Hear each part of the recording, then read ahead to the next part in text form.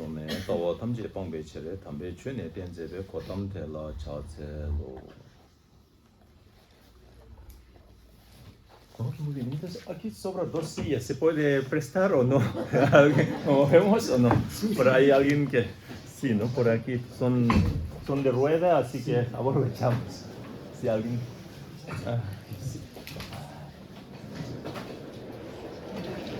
Entonces, ahí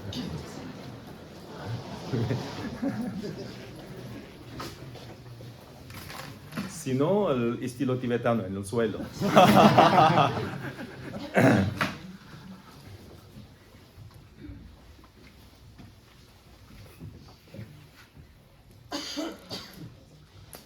Muy buenas tardes a todos y todas.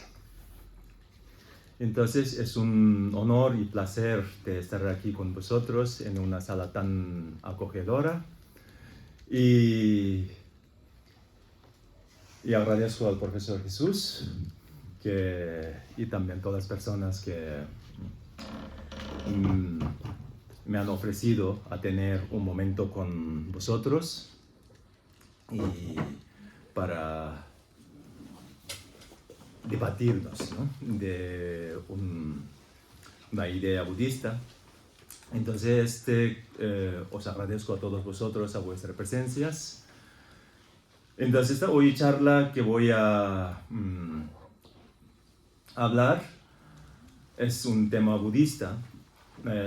Ya conocéis el budismo y ya estáis estudiando filosofía, todo tema. Entonces el budismo ya no hace falta de comentar mucho, pero sobre todo pues el budismo se desarrolló en India hace 2500 años, ya casi. Y si observamos la vida de Buda, ¿no? Y cuál era su propósito de impartir su creencia o su idea, y basada en qué, ¿no? Entonces el Buda renunció a la vida palaciega, había nacido como un príncipe, y el motivo de renunciar a una vida palaciega es para poder trascender de todas los placeres sensoriales, ¿no? Y entonces, según la historia, cuenta que él había nacido como un príncipe, tiene una vida muy cómoda, muy acomodada. Entonces, en una ocasión, él descubrió la enfermedad, la vejez, la muerte. Al final, él topó con una seta, y le impresionó mucho, ¿no? Y en este momento él había casado, tenía un hijo, ¿no? Entonces, y a pesar de tener una familia, él renunció a la vida familiar. Entonces hay un poquito de controversia, ¿no? De que él abandonó la familia o no abandonó. Entonces, como un budista, nos interpretaríamos que él, para poder trascender a esa condición, ¿no? Porque él renunció la vida palaciega y adoptó una vida ermitaña, ¿no? Una vida de asceta. Y al final esa vida también él renunció y volvió al palacio. Y él invitó a toda su familia al nirvana, ¿no? A la liberación. Por eso Buda presumía, ¿no? De una manera de decir, ¿no? Ya estamos en Sevilla, y presumía que todas sus enseñanzas, todo océano tiene un solo sabor, ¿no? Sabor salado.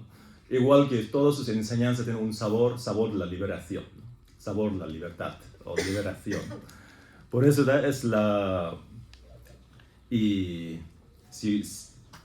por eso la idea budista principalmente basada en la potencia humana, ¿no?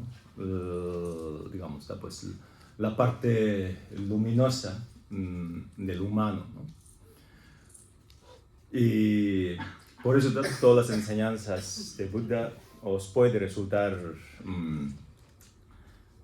familiares, ¿no? Familiares, sí. Y porque de todas maneras, todas las que la filosofía budista que cuenta, y de todas maneras habéis oído mediante un amigo, mediante vuestro abuelo, abuelas, o ¿no? Es que algo que, porque os resulta familiares, porque la idea budista, claro, ¿cómo se dice? Fomentar y fortalecer la parte, digamos, pues lado positivo, ¿no? Lado luminosa de los humanos, ¿no? Los humanos tenemos dos, y la parte oscura y parte luminosa, ¿no? Y por eso,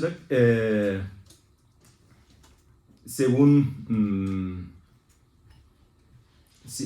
la creencia budista, un Buda cuando se manifiesta y hasta que no libera por lo menos su propio padre, sus propios, digamos, padres, y no se, digamos, moría.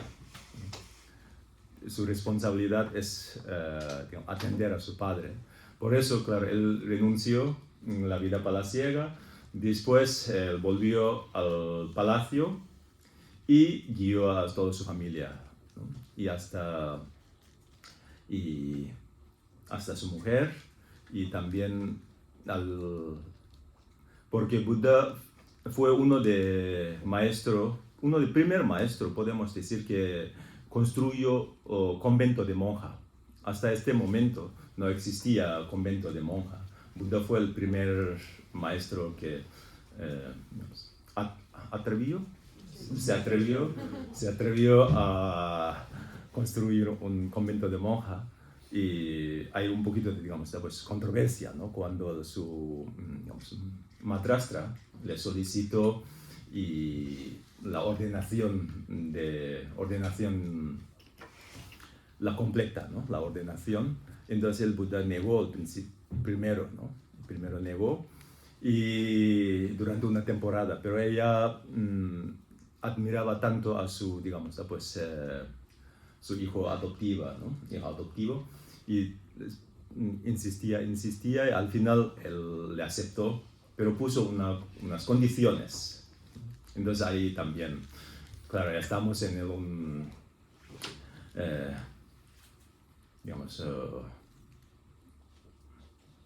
un centro de estudio, entonces también me gustaría también comentar los temas, controversia que hay, ¿no? Porque la enseñanza de Buda es una enseñanza diálogo dialéctico, ¿no? Cuando nos observamos en un sutra, normalmente no hay una palabra directa de Buda, pero reconoce como son sutra porque dice que son telepáticas, ¿no? Le transmitía telepáticamente, porque hay un sutra muy famoso que se llama Sutra del Corazón. Pero si desde el inicio hasta el final, palabra directa de Buda solamente hay dice, bien dicho, ¿no? Esa es la palabra directa de Buda, ¿no? Restos, dos discípulos están debatiendo, ¿no? Una hace una pregunta y el otro, por eso una enseñanza diaria, no existía un tipo de enseñanza como sermón, ¿no? Sermón. Por eso os comento también la parte de controversia, ¿no? Por eso cuando empezó el convento de monja, también Buda él puso condiciones, ¿no? Para que siguiera la regla. Entonces, ¿por qué puso esa condición? Siguiendo en aquella época, ¿no? En aquella época un mundo muy dominado por el hombre, ¿no? Y sobre todo en aquella época, pues hace 2500 años, imagina, ¿no? Que no... Entonces toda está muy basada en un dominio del hombre. Entonces, a pesar de ser Buda, pero la presión social también llega hasta un ser iluminado, ¿no? Porque vive en una sociedad humana, ¿no? por eso de ser iluminado, no tiene, digamos, autoritario de como una manera, digamos, de no sé, poder sublime de cambiar todo. Si fuera así, entonces él disiparía todos los sufrimientos en el mundo, ¿no? Porque ya no tendríamos ese conflicto. Por eso hasta la presión social llegaba hasta el Buda y por eso él tuvo que poner esa condición. Además, y él, cuando nos observamos en los sutras, es muy frecuente que puede encontrar hijo, hija, ¿no? Hijo, hija, hijo, hija, vosotros y vosotras. Esos términos que hace 2500 años, ¿no? Que el Buda hacía mucha hincapié. En lugar de decir vosotros, él decía vosotros y vosotras, hijo y hijas, ¿no? Eso también fue uno de, ¿cómo se llama? Sus consideraciones y respeto para el bien de todos. Porque el Buda veía que todos los seres tienen la potencia de lograr la iluminación, ¿no? Por eso a veces cuando nos expresamos el budismo, ¿no? Y ahí también es una controversia, es una religión, es una filosofía, ¿qué es el budismo? Hay muchos debates del tema ¿no? Entonces, normalmente yo defino el budismo no es una religión, pero tiene religiosidad, ¿no? No es una ciencia, pero tiene, digamos, conocimientos, ¿no? Y no es una filosofía que como una ideología, ¿no? Por eso en el budismo el término filosofía se llama tawa. Tawa es la visión, ¿no? Tiene una visión clara, ¿no? Porque la visión lo que define entre el bien y el mal, ¿no? Entre el bueno o pues malo. Por la visión interior define en el budismo. Por eso el Buda veía que todos los seres tienen derecho y tienen la potencia de lograr un estado bondadoso y luminoso, ¿no? Por eso todos los seres humanos tenemos, potencia de lograr, ¿no? Tenemos derecho es un derecho de tener una mente bondadosa y una mente luminosa, ¿no? Y independientemente de sus creencias, y independientemente de sus naciones. Por eso yo animaba a mis alumnos, amigos, a mis discípulos amigos, y vuestra religión es cristiana, ¿no? Pero vuestra creencia es budista. Porque normalmente, ¿no? Ya a veces, claro, tenemos un poco de debate, ¿no? No, ¿cómo es, no? Entonces dice, vuestra religión, yo considero que es haber nacido en un país católico, cristiano, y pues, hay que respetar, y sois cristiano, pero vuestra creencia es budista. Entonces, ¿qué es el budismo? El budismo es una sabiduría trascendental. Yo defino, ¿no? Es una sabiduría trascendental porque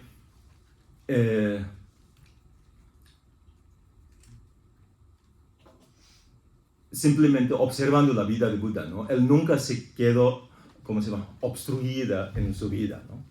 Ni su vida material, su vida familiar, su vida no obstruyó, sino él trascendió, ¿no? Y tampoco estuvo obstruida su vida mediante una vida ermitaña, ¿no? Por eso él salió de la vida ermitaña y volvió a su palacio y guió a su familia. Por eso es una sabiduría trascendental y os puede resultar un poco como chocante, pero yo lo defino, ¿no? De manera...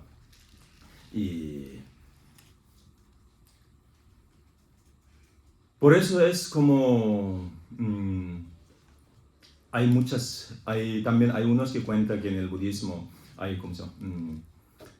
tema psicología, ¿no? La ciencia, la mente, psicología. Hay muchos budistas que presumimos que dicen que la psicología moderna está copiando la idea budista, ¿no?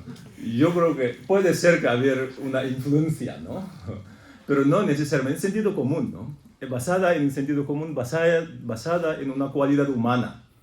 Entonces, por hecho de basar en cualidad humana, puede compartir ideas que nos complementan uno al otro, ¿no? No necesariamente uno que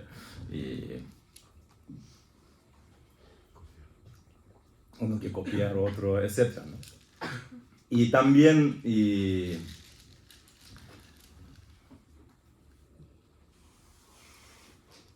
estudio moderno es un estudio comparativo, ¿no? Hay muchas comparaciones. Ese estudio comparativo entre la filosofía budista y filosofía griega, ¿no? Sí. Ha habido desde hace miles de años un contacto. Por ejemplo, hay una paña, se llama Milanda Paña. Milanda Paña es un rey, un tribu, ¿no? Que seguía al Alejandro Magno. Entonces puedes buscar, es un sutra muy popular, sobre todo en la tradición Theravada. Se llama Milanda Paña. Entonces, en zona de aquí, Milanda era un tribu que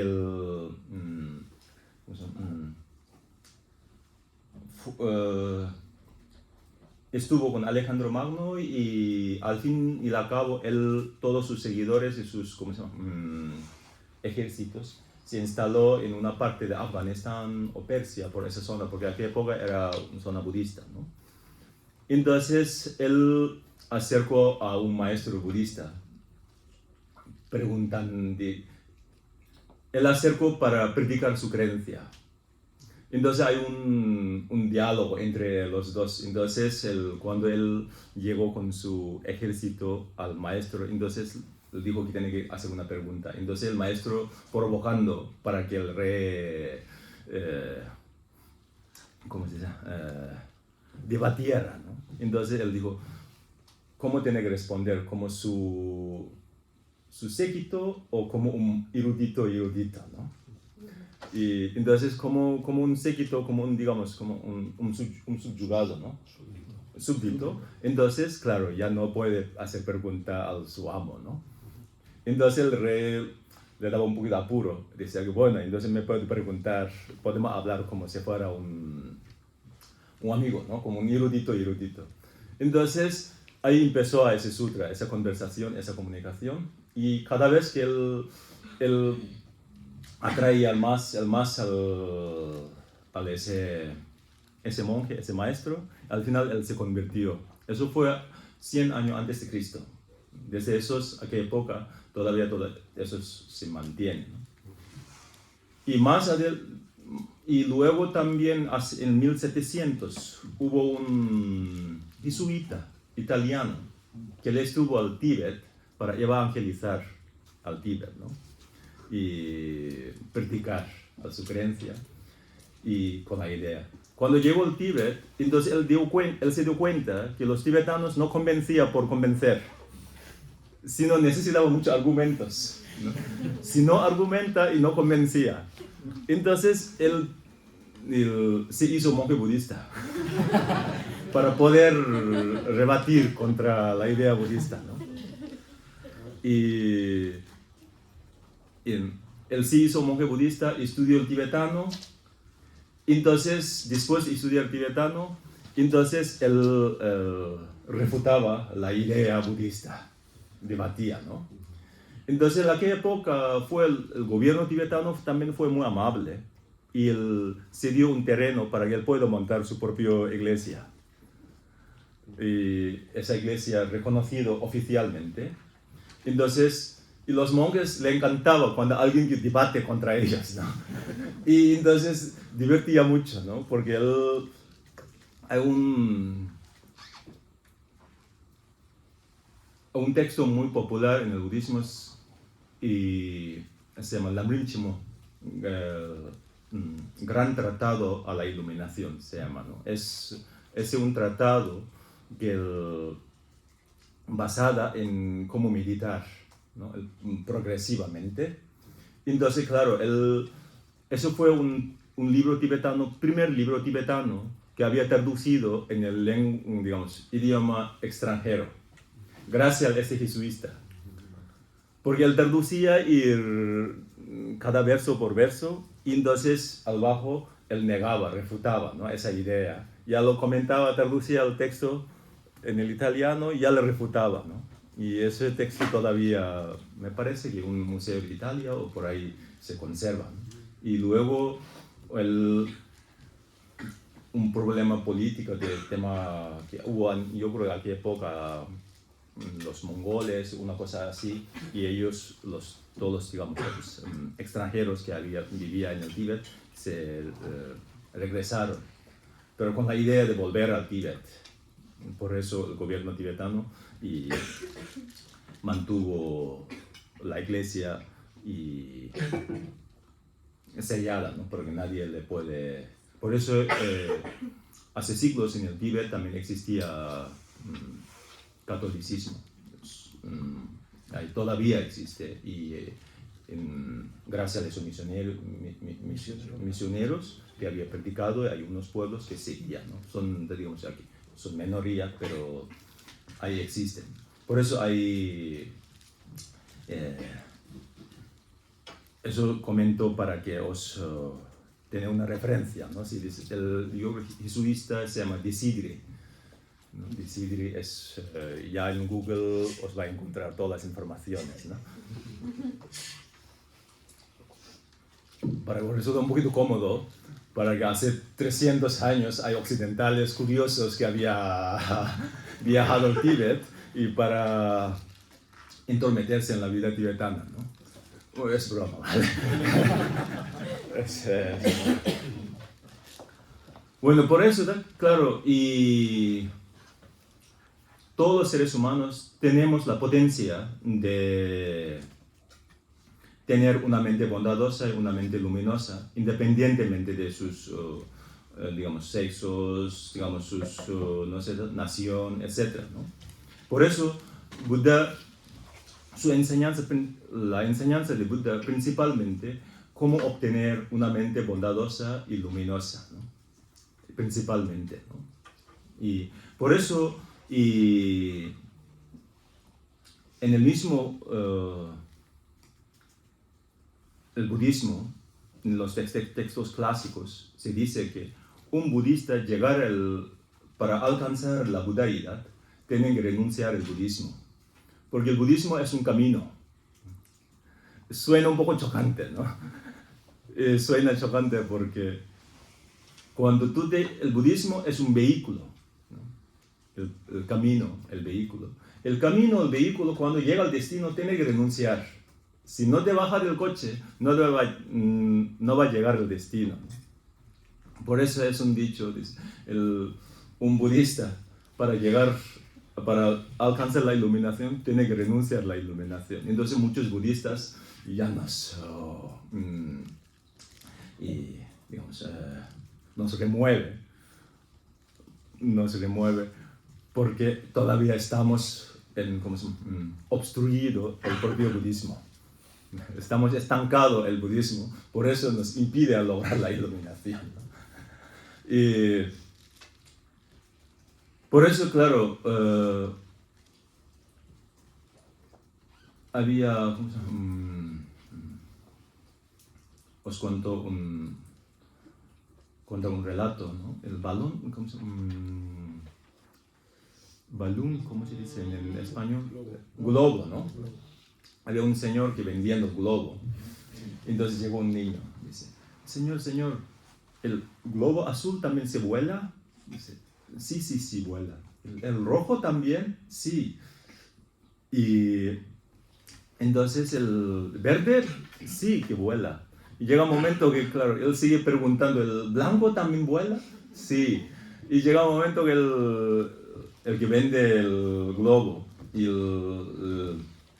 le molesta un poquito y dijo al niño, dice: el motivo de volar el globo, no por el color, sino el aire que lleva al dentro, ¿no? Aire que lleva al dentro. Por eso todos los humanos, de una manera más concreta de decir, todos los humanos, independientemente de color y gusto, pero todos tenemos la potencia de alcanzar la iluminación. Tenemos digamos, potencia de obtener una mente bondadosa y una mente luminosa, ¿no? Por eso el budismo es bastante universal y una idea universal y sobre todo pues una idea de cómo trascendernos el sufrimiento. Porque todos tenemos una parte en común que ninguno de nosotros no deseamos el sufrimiento, todos queremos ser felices, ¿no? Entonces, para lograr la felicidad hay que conocer el sufrimiento. Por eso la idea budista, la enseñanza, la base, digamos, básico, fundamento, una enseñanza basada en 4 nobles verdades, se llama, ¿no? Noble verdad del sufrimiento, el origen, y la cesación y el camino, ¿no? El sufrimiento, noble verdad del sufrimiento es como si fuera síntoma, ¿no? El origen es la enfermedad. La cesación es la garantía de salud. Si desea esa salud, entonces tiene que aceptar, hay que seguir el remedio, ¿no? Por eso viene el camino. Entonces es una idea, no sé, muy universal y es una idea que es una enseñanza que puede aplicar ante todos los contextos, ¿no? En la vida cotidiana, nuestra vida. Entonces, y cuando hablamos sobre el sufrimiento, entonces en el budismo ya indaga un poquito más el sufrimiento. Se llama sufrimiento del sufrimiento, sufrimiento del cambio, sufrimiento que todo impregna. Sufrimiento, el sufrimiento es el dolor, pena, ¿no? Preocupación, pues algo que nos refiere a algo material, ¿no? Algo material, algo que nos, digamos, nos molesta, ¿no? Que nos siente, nos perturba. Sufrimiento del sufrimiento. El sufrimiento del cambio es todos los placeres sensoriales, ¿no? Cuando nos enamoramos, nos causa una sensación muy agradable, ¿no?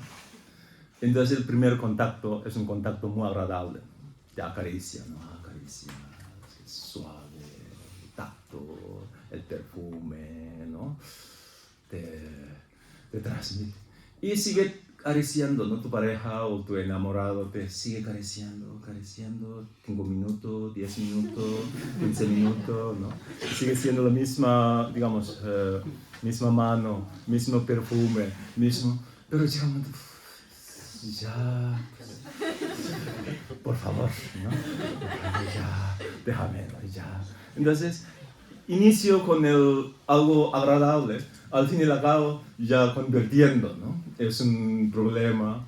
Entonces quiere decir que no es un placer de verdad, no es una felicidad de verdad. Si fuera la felicidad de verdad, cuando más experimenta, mayor tiene que producir, pero no. Cuando más experimenta y ya te más molesta, ¿no? ¿Por qué sucede eso? Porque sufrimiento todo lo que impregna, la vida es dura. Dice, ¿no? Aquí dice, la vida es dura. Por lo humano tenemos nuestro propio conflicto por haber nacido como humano, ¿no? Si no hubiese nacido como humano no tendríamos ese problema, ¿no? Es sufrimiento todo lo que impregnado, ¿no? Digamos, pues la vida es impregnada de condiciones, es sujeto por las condiciones, ¿no? Sujeto por el deseo, sujeto por y es una vida condicionada. Por hecho de ser condicionada, entonces son inevitables.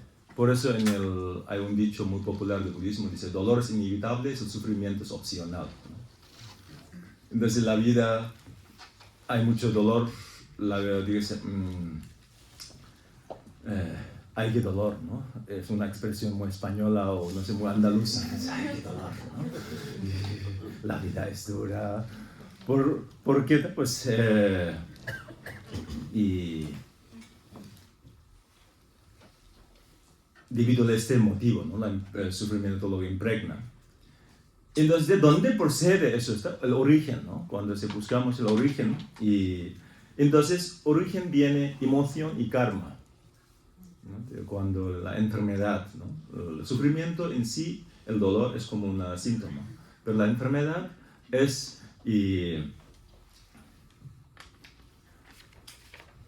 la emoción, el karma. Entonces,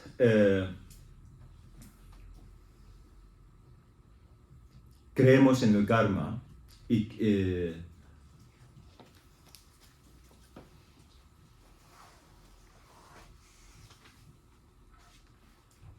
existe, de dónde procede ese karma y quién lo creó, el karma, entonces nuestras emociones, ¿no? Por eso la pregunta que a lo largo de la historia todos los filósofos que formularon la pregunta de dónde venimos, para qué venimos y dónde vamos, ¿no? Entonces los budistas dicen, venimos la ignorancia, ¿para qué venimos? Venimos para adquirir la sabiduría. ¿A dónde vamos? Vamos la iluminación. Entonces todos los karma, el que crea el karma fue la ignorancia. Origen de nuestro problema es la ignorancia. El creador del sufrimiento es la ignorancia.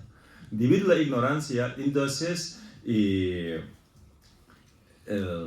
nace principalmente dos emociones. Ansia, el enojo, ¿no? Apego, el odio normalmente. Entonces, hay una iconografía budista que se llama 12 vínculos, la interdependencia. Entonces, ese 12 vínculos, la interdependencia, es diseñado por el propio Buda, ¿no? Propio Buda, y es un dibujo que tiene círculos, ¿no? Varios círculos. El primer círculo comienza con un cerdo, una gallina y un serpiente. El cerdo representa la ignorancia. La boca del cerdo nace la gallina o el gallo, y el serpiente, el gallo representa, digamos, pues, insaciable, ¿no? El apego. Y luego la serpiente representa el enojo, ¿no? Como según la representación. Ese es un diseño que Buda hizo. Entonces tiene 12 puntos. El primer punto es un hombre ciego. El ciego, la ceguera representa la ignorancia. Con la ceguera, entonces crea la karma, la acción, ¿no? Este karma se conserva en la conciencia, o la mente, la conciencia. Entonces, esa impresión kármica, según correspondiente de la impresión kármica, entonces nos adoptamos diferentes renacimientos, ¿no? Por eso creemos las reencarnaciones, ¿no? Las creencias principales, ¿no?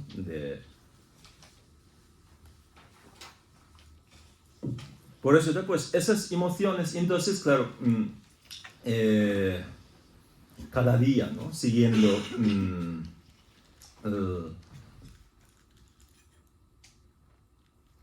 esas emociones, nos pues, comportamos de diferente manera. Entonces, todos esos comportamientos, esa acción, la impresión se conserva en la conciencia, entonces, según la correspondiente. Entonces, aquí define el karma, que es pues, karma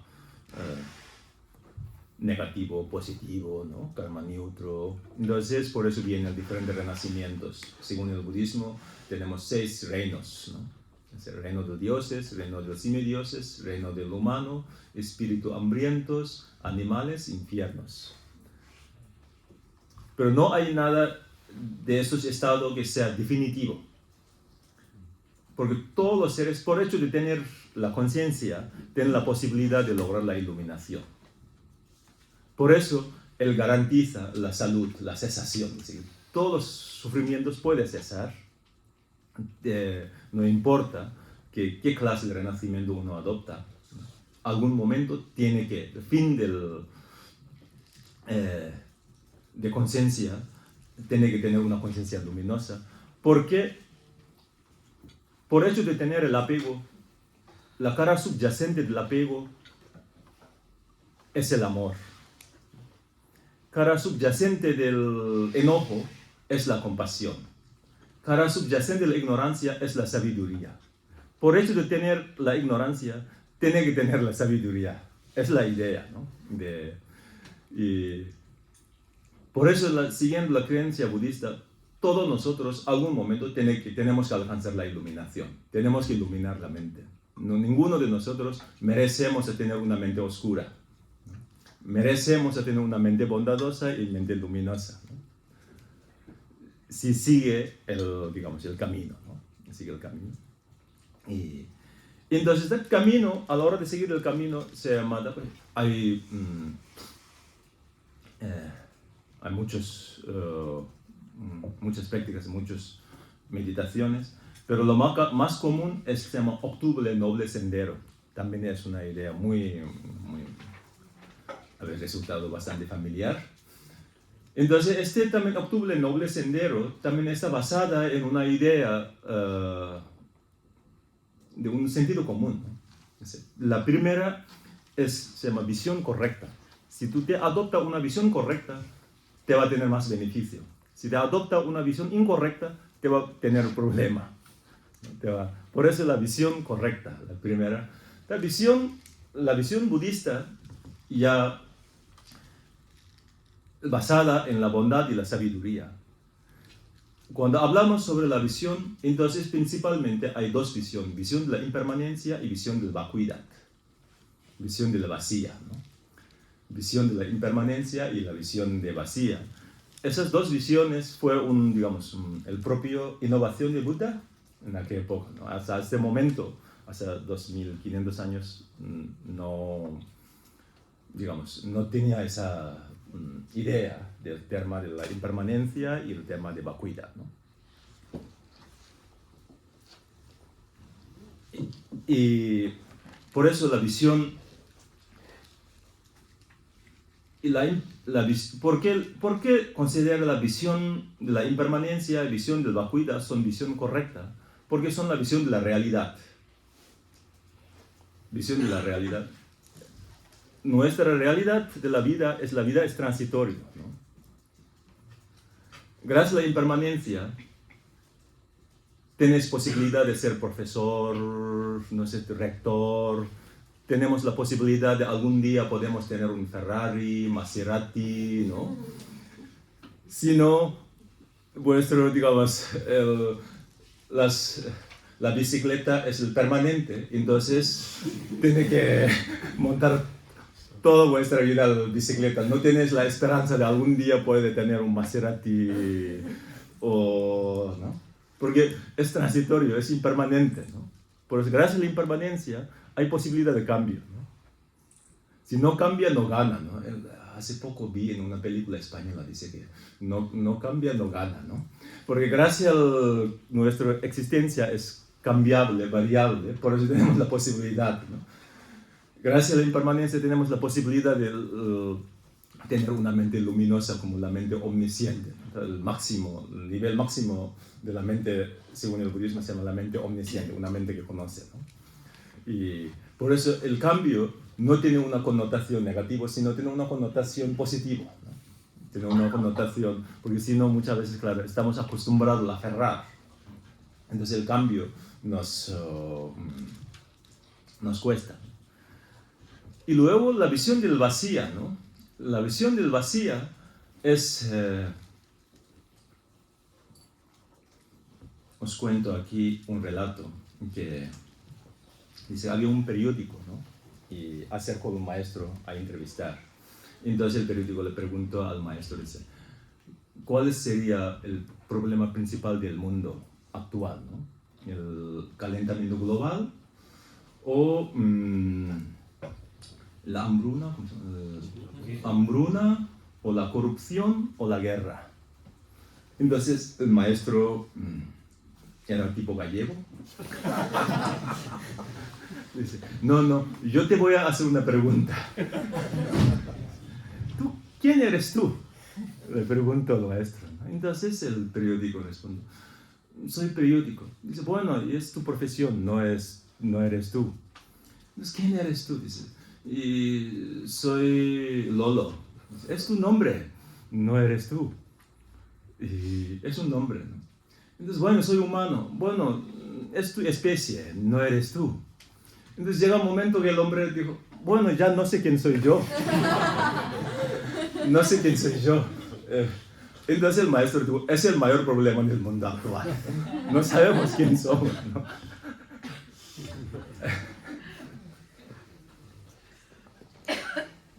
Entonces aquí empieza la visión del vacío, ¿no? La visión del vacío. ¿Vacía de qué, no? Entonces ahí viene la introducción de la verdad. Digamos, todas, digamos, como científicos, religiosos, filósofos, toda está buscando la verdad, ¿no? Cada uno define la verdad. En el budismo tenemos dos verdades. Se llama verdad convencional y la verdad última. Entonces, claro, convencionalmente existimos, ¿no? Todos nosotros existimos. Nivel últimamente no existe. No hay una existencia intrínseca, nivel último. Nivel último, todos somos vacíos.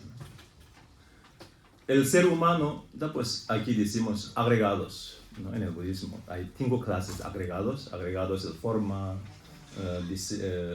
sensación, discernimiento, factores composicionales y conciencia, ¿no? Entonces, cuando compuesto de esos 5 agregados, y forma un ser humano. El ser humano es un mero imputación, nivel último. Es subjetivo, ¿no? Nada existe objetivamente. Esa es la idea del vacío, un poquito, ¿no? Pues, digamos, puede ser un poquito compleja. Pero en realidad la idea budista no es una idea compleja, ¿no? Porque la idea budista trata de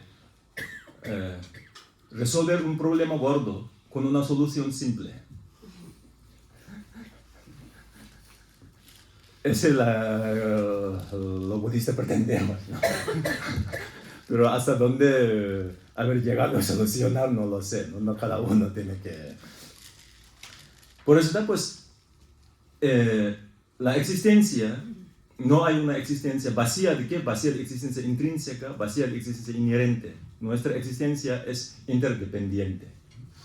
Cuando a la hora de interdependencia, entonces también tiene, pues, niveles la interdependencia. Interdependencia de las causas y condiciones. Interdependencia de pues, y, digamos, proyección mental está diferente, ¿no? Por eso, según el budismo, debido a nuestra idea errónea, haber adoptado una visión incorrecta, porque visión que, a pesar de que no conocemos quién somos, pero hemos creado una propia identidad, que esa identidad se llama egoísmo, ¿no? Esa identidad siempre lo siente como algo sólido, ¿no? Y cuando más solidez que siente el ego, mayor molestia te puede sentir. Igual que el que tiene más egoísmo, es como si fuera crear una diana grande, ¿no? Entonces, al fin y al cabo se vuelve susceptible. Susceptible porque por hecho de crear un diana grande, cualquier tiro puede acertar, ¿no? Si no haber creado una diana, un egoísmo tan sólido, firme, rígido, grande, entonces a la hora de molestar tiene que, ¿cómo se llama? Puntería, tiene que, si no, no se molesta, no se logra, ¿no? No se acierta. Por eso está claro, y ese ego en realidad es como es una creación propia, una creación falsa, a pesar de que no es nuestra identidad real y hemos creado. Por eso está claro, y crea el problema. Igual que en el sueño, ¿no? Si soñamos, imaginamos, pues veo aquí muchos alumnos, ¿no? En un sueño y después del examen te sueña, el resultado del examen dice que en el sueño ha suspendido todas las asignaturas, imagina, ¿no? Entonces eso te causaría mucho estrés, ¿no? Mucho angustia, ¿no? La angustia, estrés, ¿no? Entonces, en el sueño te levantaría, ¿no? A discutir con tu profesor, dice, eso no ha hecho, eso es injusto, no es, ¿no? Te levanta, te prepara, ¿no? A discutir. Entonces tu pareja dice, no te levantas porque estás soñando, ¿no? Estás soñando porque todavía no ha publicado el resultado, ¿no? No te preparas, pero en el sueño crearíamos a la persona no lo crearíamos en el sueño, ¿no? Porque tenemos una creencia muy firme, muy sólida a ese resultado falso, ¿no? De que lo he creado. Pero en realidad no. Y únicamente cuando te superaría esa angustia, cuando te despierta, ¿no? Cuando te despierta, ya te da cuenta o te toma conciencia que dices, es un sueño, un mal sueño, un pesadilla, ¿no? Pero en realidad el resultado te ha sacado una buena nota, ¿no? Buena nota. Por eso los seres ordinarios, ignorantes, mientras vivimos en un estado ordinario, mientras en esa visión, carencia de esa visión correcta, entonces todo vemos como realidad. Sentimos como real, vivimos como real, molestamos como real, y el miedo, todo. Entonces, únicamente cuando nos superamos, cuando desarrollamos esa visión, ¿no? Por eso se llama visión correcta, por la visión de la vacía. Entonces, cuando se desarrolla esa visión, disipa todos los temores y todo el miedo, todos los sufrimientos, porque toda la existencia es subjetiva, no hay ningún fenómeno existe objetivamente. Esa es la idea, la visión, ¿no? Con esa visión acompaña un pensamiento correcto, ¿no? Entonces, este pensamiento incorrecto, claro, nos crea conflicto, ¿no? Entonces, aconseja tener un pensamiento correcto, ese pensamiento basado en la impermanencia y basado en la bondad y la sabiduría, ¿no? Y luego habla correcto. La habla, el discurso, tiene una propia potencia, ¿no? La habla representa la mente, ¿no? Primero procesa la mente y luego la expresa esa idea, ¿no? A la hora de expresar idea, hay que expresar una idea correcta, palabra correcta, ¿no? Y luego pues, la acción correcta. Entonces, cualquier labor que uno realiza físicamente, hay que realizar de una manera correcta. Manera correcta quiere decir, pues, sea manera, digamos, menos violenta posible, ¿no? Porque la violencia, la idea budista es la idea de no violencia, porque la violencia es destructiva, ¿no? Porque la destrucción, ninguno de nosotros no nos deseamos la destrucción, porque es como regla del orden, ¿no? Si alguien te hace daño a ti, te causa malestar. De igual manera, tú le haces daño al otro, también le va a causar. Por eso, en ese sentido, todos somos iguales de querer hacer felices, querer hacer, digamos, bien o no querer el sufrimiento. Por eso, la idea budista es, si puede, ayudar. Si no, por lo menos no, digamos, vive y deja vivir, ¿no? Y luego, medio de vida correcta.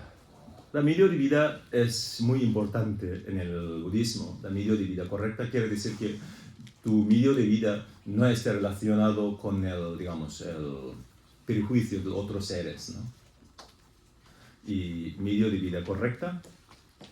Y luego también esfuerzo correcto, ¿no? Cualquier esfuerzo que realizamos hay que estar, pues, de manera correctamente, ¿no? Y quiere decir que si te esfuerza a hacer daño, entonces es un esfuerzo incorrecto.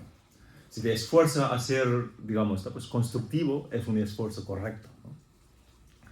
Luego la memoria correcta es importante, hay que, digamos, lo bueno hay que mantener más tiempo en la mente, ¿no? Lo malo hay que quitarlo lo antes posible, no es buena de mantener ahí. Entonces eso te crea, ¿cómo se llama? Postraumático, ¿no? Y luego te cuesta mucho superar, ¿no? Entonces y los malos, las discusiones, hay que quitar antes posible, hay que borrar. Y hay un texto que se llama Carta de Nagarjuna, ¿no? Y ahí dice, los humanos tenemos tres formas de memorizar, ¿no? Las cosas malas, por lo menos, a la hora de pues, impresionar la mente o la memoria retentiva mental, cuando retiene esa información negativa, tiene que retener como mucho, como si fuera dibujando en la arena, ¿no? Si puedes, como si fuera dibujando el agua, porque dibuja algo y luego se borra, ¿no? Y te cuesta, eres una, digamos, tener una persona, carácter fuerte, etcétera, ¿no? Y tiene que dibujar como si fuera dibujando en una arena.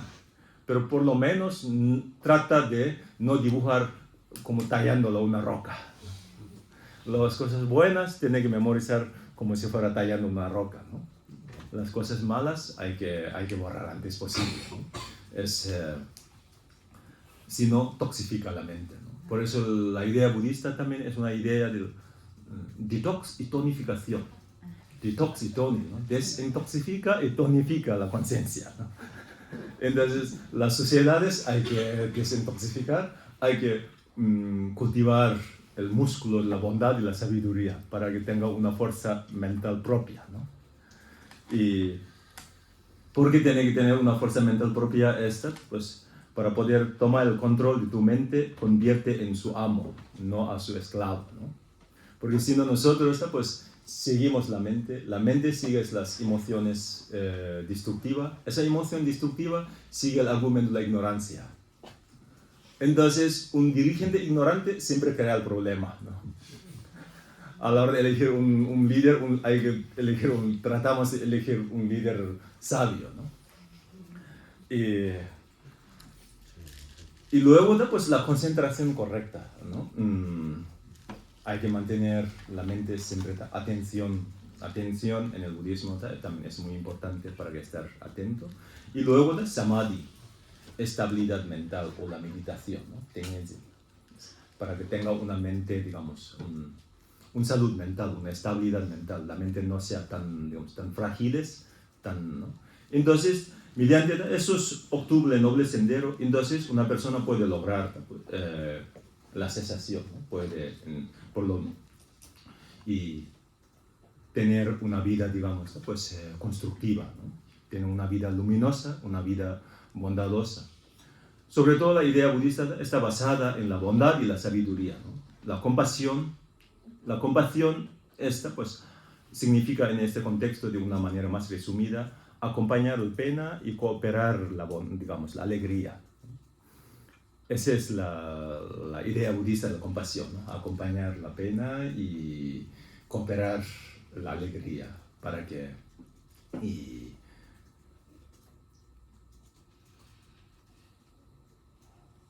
Por eso, pues, para que una persona pueda acompañar, ser compasivo, una persona para que sea como bondadoso y luminosa, el secreto es ser agradecido. Cuando más agradece, menos sufre. Por eso el agradecimiento en el budismo y hasta el sufrimiento agradece. Y cuando menos agradece el sufrimiento, ¿no? Más te sufre. Por eso, pues, hay digamos, una idea budista, una enseñanza budista que se llama, concretamente, se llama adiestramiento mental, Lojong, ¿no?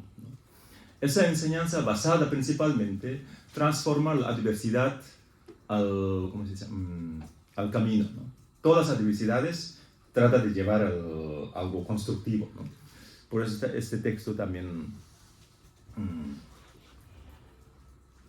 ya habéis oído mucho sobre el mindfulness, ¿no? Tiene mucha influencia del budismo, mindfulness, ¿no? Pues ahora ya es la terapia de la compasión, las últimas novedades, ¿no? El siguiente novedad es el adiestramiento de la mente, ¿no? O Lojong.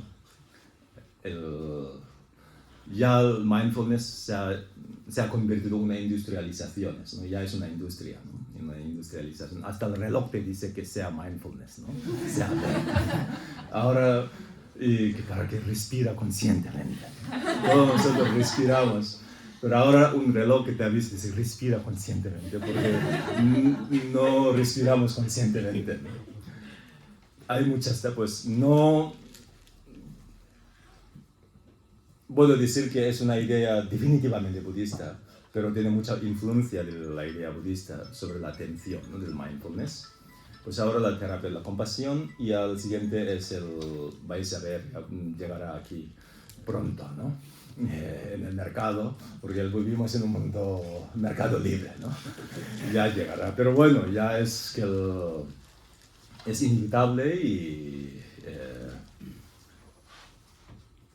la cosa buena, si es necesario de comprar, hay que comprar, ¿no? Por eso de comprar no es necesariamente sea malo, ¿no?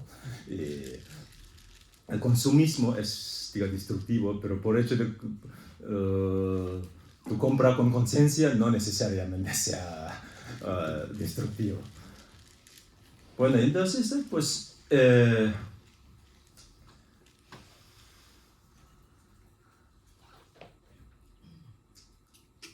esa es la principal idea budista, que para llevar una vida más, digamos, pues, más felices y menos dañino, ¿no? Por eso hay un dicho de Dalai Lama, dice que hay solo 2 días que no podemos hacer nada, uno se llama ayer, otro se llama mañana, ¿no? Mientras tanto, el día hoy es el ideal para crecer, amar, ¿no? y vivir, ¿no? Entonces, a la hora de vivir, no necesariamente que siempre vivamos con paz perpetua, todo energía, vuela, levita, no necesariamente. Tenemos una vida humana, ¿no? Somos humanos, somos seres sociales, somos seres sensibles, emocionales, ¿no? Pero pues, cualquier emoción destructiva que aparece, no debemos, digamos, prolongar esas emociones, ¿no? Por eso os voy a contar un relato. Dice que había una pareja, ¿no? Mayor y lleva mucho tiempo pues, casado, ¿no? Un día la señora se puso enferma, entonces ella quiso confesar porque a él, ¿no? A su marido, porque ella cuando se casó traía una caja de zapatos, ¿no? Entonces ella pidió a su marido que en ningún momento abriera esa caja y ni preguntara qué contiene. Pero lo que pasa es su voto matrimonio, ¿no? Sí, y que conlleva a tener que vivir transparente, hay que compartir todo. Entonces ella ya quiso confesar. Entonces le pidió para que el marido pues, trajera esa caja, porque ya tenía atravesado, ¿cómo se llama? Golden Jubilee, Silver Jubilee, Diamond, ¿cómo se llama? Diamond Jubilee. Jubileo de diamante, ¿no? De hace más de 75 años, imagina, ¿no? Entonces presentó la caja y cuando abrió la caja había 2 muñecas de crochet y unos 100.000 euros. Entonces él preguntó, ¿por qué hay 2 muñecas de crochet?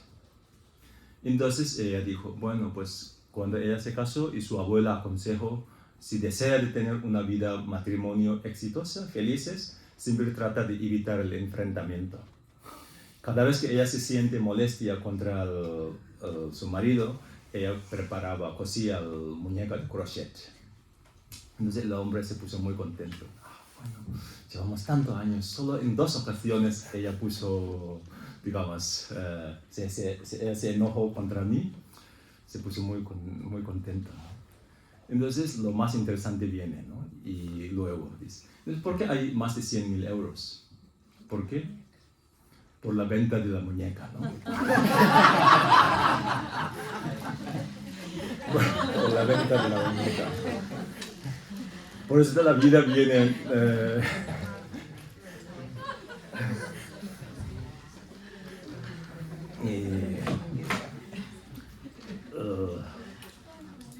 una vida humana, ¿no? Somos vida social, somos seres emocionales, nos expresamos sentimientos, a veces nos sienten, pero nunca debemos obstruida por los conflictos, sino tenemos que trascender, ¿no? Por eso es sabiduría trascendental, Porque todos tenemos la capacidad de trascender, porque por hecho de tener el apego, tiene la potencia de sentir el amor, ¿no? Por eso de tener el odio, tiene la potencia de sentir la compasión. Y por eso de tener la ignorancia, hay, ¿cómo se dice? Hay la existencia de la sabiduría. Por eso da esa sabiduría y debemos desarrollar en el momento presente, ¿no? Pues, nuestro nacimiento, como nacemos, fue un evento, no tenemos control, ¿no? Ninguno de nosotros no teníamos control de cómo nacemos, ¿no? Si fuera, elegiría por lo menos yo un cuerpo mejor que este, ¿no? Un poco más altura, con bíceps, tríceps, pero no. Y lo que te toca, ¿no? Hay que ser contento. La muerte es también un evento, ¿no? Ojalá que morimos, ojalá, ¿no? Que muriéramos de una manera rodeados de familia, de un evento con alegría. No hay garantía, no tenemos control. Pero mientras, ¿qué es lo que tenemos control? Control en este momento, ¿no? En este momento tenemos control. Sobre todo, control hacia los demás, cómo vamos a responder, ¿no? Cuando alguien te acusa o alguien te critica, no podemos cambiar el otro. Pero lo que podemos cambiar es mi propia actitud hacia esa persona, ¿no? Y pues, no sé, pues hoy no he preparado una charla muy académica. He contado lo que me ocurre en la cabeza y para que os pueda tener, pues, no sé cómo funciona en la vida cotidiana, ¿no? Que algo que os puede. Y por eso el secreto de la enseñanza del Buda, pues, es ser bondadoso y ser luminosa. El secreto de ser bondadosa y luminosa es ser agradecido, ¿no? Cada día tenemos que agradecer.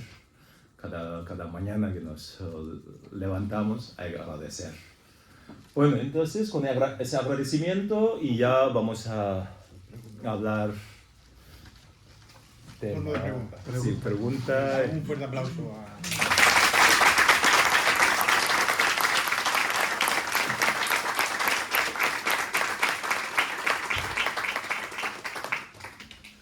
Normalmente otra cosa, siempre yo pues animo a las charlas. Yo siendo como budista, pero veo que ser budista no es importante porque Buda tampoco logró convertir todo el mundo en el budismo, ¿no? El budista.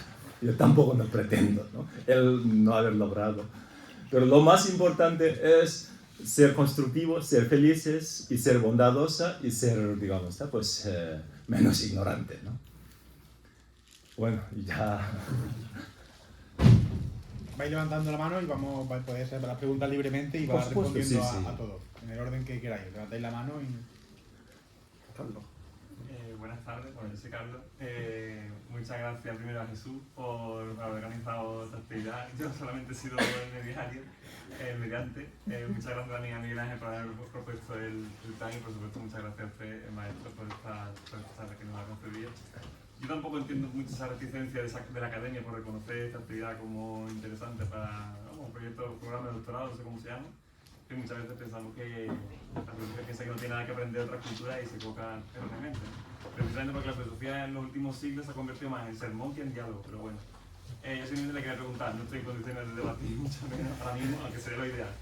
¿Por qué el Occidente, durante tantos siglos, sobre todo en la tradición filosófica? Yo digo porque la tradición filosófica muchas veces es un espejo, por así decirlo, de la cultura occidental. ¿Por qué se ha convertido en negativo el cambio? ¿Por qué se le ha asociado esa etiqueta de algo negativo al cambio, mientras que en otras culturas, como por ejemplo donde se gesta el budismo, se ha considerado algo positivo y que algo que precisamente permite que haya posibilidades y mejora? ¿Por qué aquí se ve negativo y por qué en otras culturas se ve positivo? Lo digo también porque quizá eso es lo que nos impide a veces reconciliarnos con él, con el cambio y con la realidad de que se vive, no solamente en Occidente, sino en todas las partes del mundo, ¿no? Muchas gracias. Bueno, eso yo creo que fue el metafísica y física, ¿no? Platón, ¿no? Primero fue el metafísica, ¿no? Y luego quitaron la meta y solo quedó la física, ¿no? Pues ahora lo que pasa es el nivel material, ¿no? Entonces, pero claro, no necesariamente siempre considerado el negativo, ¿no?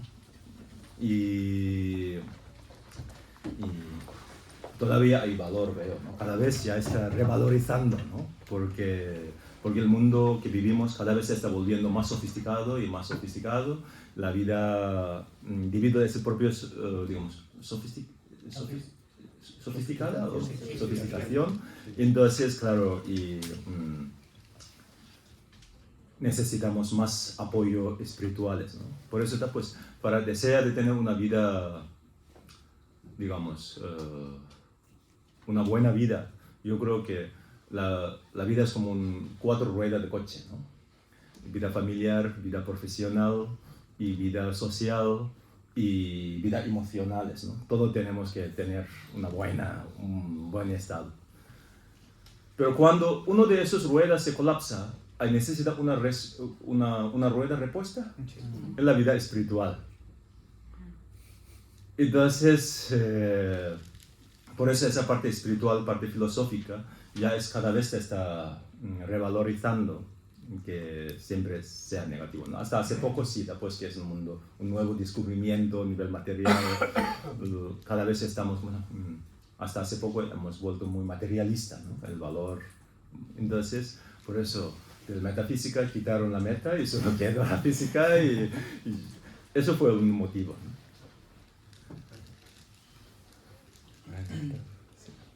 Bueno, pues muchas gracias lo primero a todo el mundo que ha hecho posible esto, porque la verdad que es muy positivo este tipo de charlas y demás.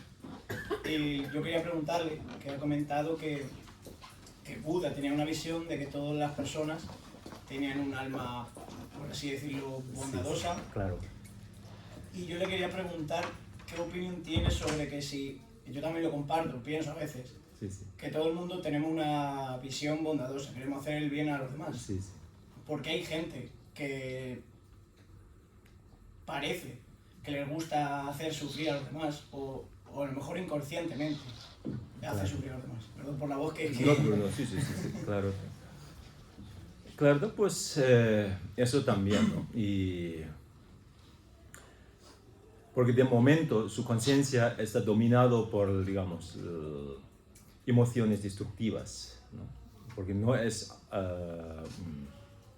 tiene un dominio propio, ¿no? Está en un estado confusa, ¿no? Entonces, claro, aparentemente, ¿no? Pues debido también puede ser familiaridades, ¿no? Que goza o a sufrir. Eso está debido, pues puede ser una influencia kármica, ¿no? Y por ejemplo, hay animales, ¿no? Hay seres que tienen que vivir matando al otro, ¿no? Es su vivencia, ¿no? Es un resultado kármico también, ¿no? Entonces, dentro de los humanos hay personas que siempre necesitan pelea. Si no pelea, no siente bien animada, ¿no? Ya se aburre. Y cuando más pelea, más enérgico siente. Pero claro, es una confusión mental, ¿no? Siente enérgicamente, pero sufre mucho, ¿no? Sufre mucho.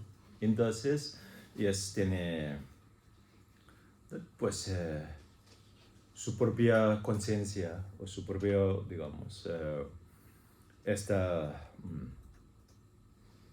influenciado por las emociones destructivas. Gracias. Sí. Primero, gracias, que fue un placer escuchar la ponencia. Y con respecto a al ejemplo que hiciste del coche, que hay que dejarlo para llegar al camino, que como el budismo es el camino, pero para llegar al destino es que has dicho que hay que dejarlo, Sí. ¿no? Pero eso quita la idea de que somos en devenir, ¿no? ¿Somos de? En devenir, o sea, que si llegamos al final y lo dejamos, esto excluye que podemos siempre mejorarnos, o sea, quita la visión del hombre como que va hacia la iluminación, pero sí... Sí. Bueno, en este caso, ¿no? el último goal de ser budista no es la iluminación. Vale. El último goal de ser budista, digamos, el budismo, es para poder conectar a los demás, para poder ayudar a los demás. Es la idea principal del budismo, ¿no? La iluminación es un remedio, no es una meta, ¿no? Hasta que tú no disipas tu propia ignorancia, no va a poder iluminar al otro, ¿no?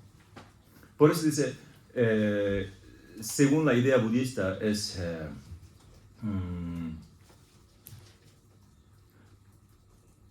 objetivo es ayudar a los demás. Para ayudar a los demás, primero tiene que liberar propiamente. Por eso, claro, ¿no? Pues si uno está obsesionado la iluminación, ¿no? La propia obsesión le va a impedir la iluminación. Por eso nuestra obsesión al budismo nos impide lograr la budeidad. Porque el budismo está relacionado con el mi budista, mi budismo, el ego, el yo, ¿no? Donde hay ego, hay conflicto. Por eso hay un Krishnamurti, ¿no? Hay un discurso que él dio en Naciones Unidas. El discurso empieza, por hecho de tener nación no puede haber unidas.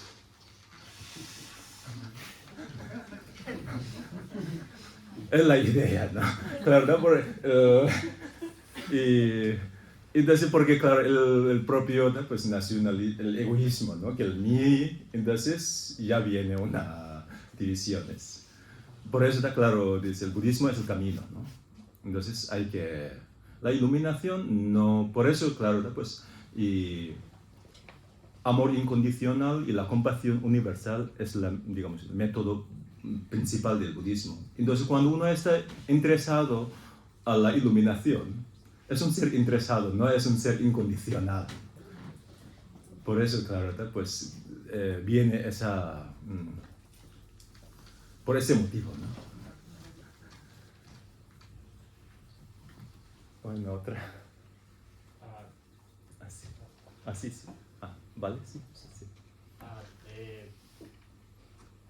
Por ejemplo, sobre su respuesta, porque a veces consuela más este tipo de sabidurías que la propia filosofía, ¿no? Porque consuela más un filósofo, digo, un budista que un filósofo. Claro, sí. Por supuesto, ¿no? Hay, pues por eso, todo eso es, la idea budista principalmente una idea de complementos, no hay contradictorias, ¿no? Hay que complementar, ¿no? Porque, claro, queremos ser felices y a la hora de pues, ser felices tenemos que buscar el complemento para que nos, no sé cómo se llama, llena, ¿no? Por eso por eso desde este punto de vista del budismo, Buda dijo que él respetaba a todas las creencias en aquella época, ¿no? Y además agradecía, gracias a vuestra creencia, él pudo tener una propia creencia, ¿no? Tener una propia identidad. Por eso hay que agradecer y claro que sí, por supuesto, sí. ¿Podría desarrollar un poco más la idea de reencarnación? Es decir, ¿cómo se puede determinar qué métodos siguen para saber que una persona se ha reencarnado de nuevo? Claro, aquí es un ser está compuesto del cuerpo y la mente, ¿no? Desde el punto de vista del budismo, está claro, el cuerpo tiene un fin, pero la mente no tiene fin. Por eso los budistas no creemos en un Dios creador, ¿no? Según ¿no? Por eso la mente, digamos, la naturaleza de la mente es shunyata. Shunyata quiere decir cero. El cero no tiene principio, no tiene fin. Por eso está claro. Por hecho de ser cero, entonces tiene que continuar. Por eso en el término, muchas veces en el budismo, el término alma, ¿no? El alma, está claro, el anatma, el atma y anatma, ¿no? Entonces la anatma está como si no hay una atma, literalmente, está claro, inexistencia de atma. Suena fatal, ¿no? Basado en una cultura, digo, judía cristiana, ¿no? El que no tiene alma es un insulto, ¿no? Entonces, anatma es como... Por eso la idea budista es una idea del anatma. El anatma viene del continuo mental. Continuo mental, por decir, continuo quiere decir que no hay un fin, por eso de ser continuo, ¿no? Por eso la propia mente no tiene un, digamos, principio, no hay un fin. Entonces esa mente, pues cada vez que el cuerpo muere, tiene que adoptar un nuevo cuerpo, ¿no? Un cuerpo nuevo. Por eso ese nuevo cuerpo reconoce como renacimiento o reencarnaciones, ¿no? Según según la creencia budista. Por eso esa mente, mi mente de hoy viene de mi mente de ayer, ¿no? Y mi mente de mañana es la mente que va a continuar. Por eso en el budismo no hay una muerte definitiva. Por eso muchos budistas a la hora de morir presumen mucho, dice, hoy me muero como un cuerpo viejo, mañana voy a tener un cuerpo nuevo, ¿no? Entonces el cuerpo se define como si fuera una ropa, ¿no? Sí, por eso la reencarnación, la idea es una idea un poquito sofisticada también. Sí, sí, sí. Muchas gracias, me ha gustado mucho y estoy súper feliz aquí ahora mismo que se hagan estas cosas en la facultad. Quería preguntar, no se ha hablado del tema, pero sé que es un tópico en el budismo, que es sobre la rueda del samsara. Tienes que hacer un trabajo, entonces me viene muy bien. La rueda del samsara es la rueda del sufrimiento, es decir, quería preguntar que cuando se llega a la iluminación, el hecho de despertar no quiere decir que yo salga de la rueda del samsara, sino que ahora soy consciente del sufrimiento y por tanto esa lejanía me permite sufrir menos, ¿no? No sé. Sí, la rueda del samsara es un ciclo vicioso del sufrimiento, ¿no? La existencia es cíclica. Entonces, tú estás haciendo en ese trabajo, hay una enseñanza que se llama 12 vínculos de la interdependencia. 12 vínculos de interdependencia, él explica un poquito el tema del diseño gráfico sobre el cerdo, todo eso, ¿no? Está bien entretenido porque hay mucho dibujo, muy colorido, ¿no? El dibujo budista es muy colorido, ¿no? Tiene mucho simbolismo, ¿no? Se llama la rueda 12 vínculos de interdependencia. Esta enseñanza basada hay un sutra que se llama descripción de todo eso, digamos, el diseño, ¿no? Viene el sutra da brote a arroz o una cosa así, sí. ¿No? Brote de arroz, ¿no? Sutra, porque el Buda también, el estilo de Buda es también un tipo Sócrates, ¿no? Socrático, ¿no? Él iba a un sitio y con discípulos y ve un evento y ya lo montaba su enseñanza allí, ¿no? Entonces, esta enseñanza fue en un campo de arroz. Entonces, pues, ahí habla menciona sobre cómo sufrimos y cómo superamos, ¿no? Entonces empieza por la rueda empieza por la ignorancia, ese ciclo vicioso, ¿no? Y la ignorancia, pues, representa un ciego, y después vienen factores composicionales y karma. El karma representa un alfarero. El diseño de nuestra vida, el karma lo diseña, ¿no? Diseño de la cerámica, el alfarero diseña, ¿no? Y luego viene un mono. La mono representa la conciencia, muy inquieta, ¿no? Luego pues hay 12, ¿no? De eso esto puede meter en internet y es una enseñanza muy popular, se llama 12 vínculos de interdependencia, en YouTube está lleno sobre esta enseñanza.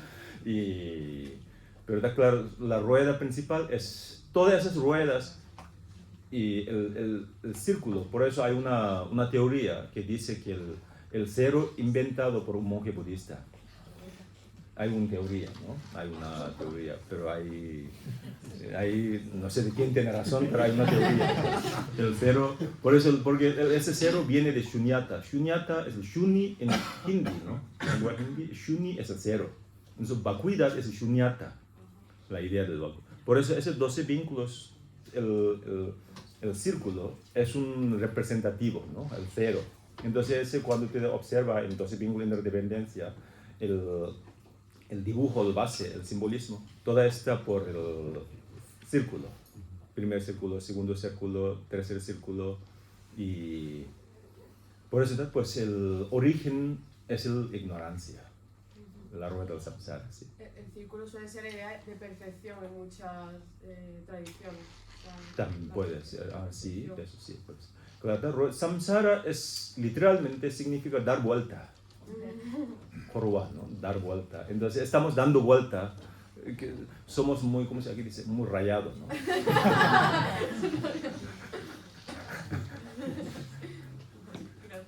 Por eso dice Buda, no te rayes, ¿no? Es broma.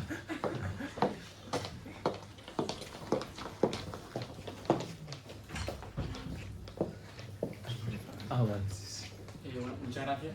Y quería preguntar, con la anterior pregunta de la reencarnación, que si antes hemos dicho que el yo no existe, o el ego no existe, o al menos es una ilusión, Sí. ¿cómo se conjunta eso con la reencarnación? Porque si la reencarnación es que el cuerpo muere, pero de alguna manera la mente no, y se reencarna en otro cuerpo, significa eso ya que hay un yo, ¿no? Sí. Claro, aquí hay un poquito de, ¿cómo se llama? El riesgo de confundirnos. Es que el Buda no dice que no existe, ¿no? Nosotros existimos, ¿no? Lo que no existe es intrínsecamente no existe. La mente existe, está claro, es un sentido común, ¿no? Buda, si alguien negara algo que podemos es táctil, percibir, aún niega, entonces no estará, ¿cómo se llama? La olla. Pero yo existe, la mente existe. Cuando la propia mente, ¿no? Como existe, intrínsecamente no existe. Existe, pues es como por facciones, ¿no? Pues es como cuando más acerca, menos percibe. Por eso, claro, ese hoja, ¿no? Existe, pero intrínsecamente existe, no existe, porque si existiese intrínsecamente, si llevamos un laboratorio, miramos bajo microscopio, hay que seguir viendo la hoja, pero cuando más sube el microscopio, menos hoja lo percibimos, ¿no? Entonces, claro, por eso al final dice, la propia existencia es mero imputación, una designación. Y por eso dentro de la filosofía budista hay 4 escuelas. 2 escuelas, escuela materialista, cree en el material, ¿no? Hay otra escuela que se llama Chitta Mantra, solo cree en la mente. Es decir, que todas las creaciones, ellos tampoco creen en la existencia objetiva, sino todas viene origen de la mente. Y luego la escuela más elevada se llama escuela del camino medio, madhyamika. Dice que la mente tampoco existe propiamente. Porque todo existe, por eso pues, la existencia es universo, unión de varios. La mente existe por la unión de varios, ¿no? Y por eso esa visión se llama visión de Bhagavad, ¿no? Está claro. La física cuántica. Tiene mucho que ver con, también ahora cada vez está más, digamos, por eso hay muchos indios, presumía mucho el físico cuántico, ¿no? Él dice que en el occidente el físico cuántico algo novedoso, pero en India existía hace 2000 años. Tomaba ejemplo de Nagarjuna, ¿no? Dice que el primer físico fue el Nagarjuna, y él presume, pero bueno, eso ya no sé quién tiene razón, pero son ya temas, ¿cómo se llama? A mí me gusta también a veces comentarnos de temas controvertibles, ¿no? Para entretenernos un poquito más, ¿no? ¿Alguna otra pregunta? Sí. A ver cómo lo planteo, que es complicado. Por comprender un poquito mejor el concepto de la iluminación, Sí. ¿vale? Corrígeme Sí, si claro. lo que me equivoco. Por supuesto. Sería como tratar de conocer o de conectar o vincular desde mi existencia samsárica a mi continuum, a mi mente. Claro, sí. Si tuviera esa conexión, ¿sería algo parecido, equivalente al concepto que podemos tener de iluminación? Y trascender a esas vidas, conocer esas vidas anteriores y... Claro, por supuesto, también, ¿no? Si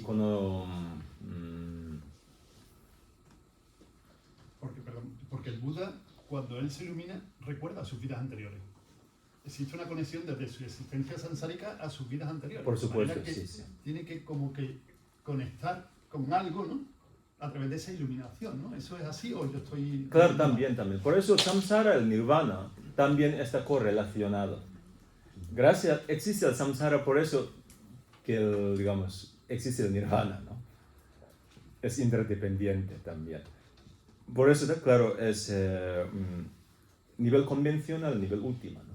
Por eso él dice, la convencional es como el soporte para realizar el último. Por eso cuando llega un momento que la mente es capaz de percibir, ¿no? Y tu existencia, pasado, entonces, gracias a esa percepción, aferraría menos a esa vida. Cuando menos aferra a la vida, ¿no? Más libertad obtiene, ¿no? Entonces, pues libertad y el nirvana también tiene la liberación, el nirvana, ¿no? Tarpa, liberación, el nirvana, en el tibetano el tarpa es como algo que te libera de la atadura, ¿no? Sí, claro, ahí también. Entonces ya tu visión no es tan limitada, tan obstruida a ese concepto, el concepto de la vida. ¿Es un objetivo del budismo la liberación de la rueda de encarnaciones?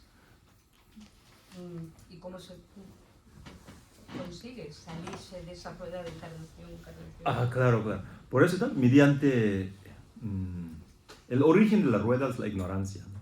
Cuando disipa la ignorancia, esa rueda ya no gira más. El motor principal es la ignorancia. Por eso, pues, esa ignorancia es una conciencia distorsionada, una conciencia confusa. Por eso el maestro pregunta al periódico, ¿no? ¿Quién eres tú? Pero claro, hemos creado nuestra propia identidad falsa, que como algo sólido, como ego hoy en día, ¿no? El ego generalmente es el yo, ¿no? El ego. Ese ego a la hora de definir y al crear como algo sólido, intrínseco, ¿no? Cuando se disuelve pues el ego creado por una mente distorsionada, entonces ya no hay una existencia cíclica, ya no hay un motor que como circula, ¿no? Por eso, claro, para superar eso principalmente hay que seguir los octuple noble sendero, ¿no? Sí.